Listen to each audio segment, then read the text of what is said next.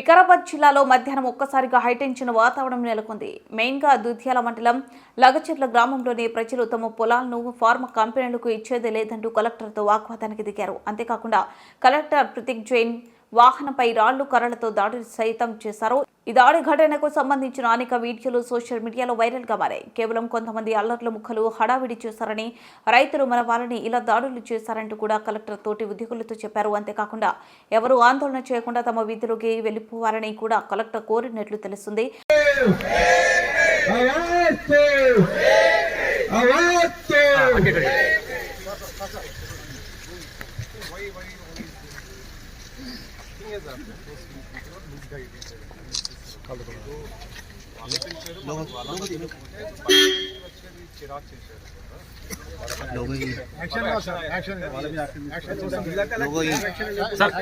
అలాగే ఏం లేదు.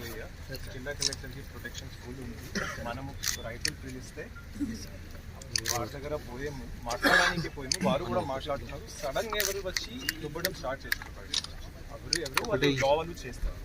మనకి ఇది go back to your offices. నేను కూడా నా ఆఫీస్ పోతున్నాను. All of you please sir అక్కడ జరిగిన దాడి గురించి చెప్పండి. అసలు ఏం జరిగింది? దాడి లేదు. అలాగా మనం మాట్లాడడానికి పోయాము. వాళ్ళు కూడా మాట్లాడడానికి మమ్మల్ని పిలిచి తీసుకుని పోయారు సార్. ఆ తర్వాత పోయినప్పుడు అక్కడ ఏదో some fellows were there.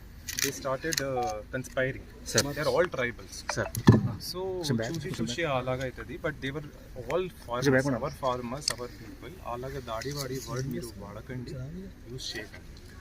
Sir అసలు ఏం జరిగింది సార్? అక్కడ పోలీస్ బందోబస్తు ఉన్న తర్వాత కార్వాయి చేస్తారు. అది అయిపోతుంది.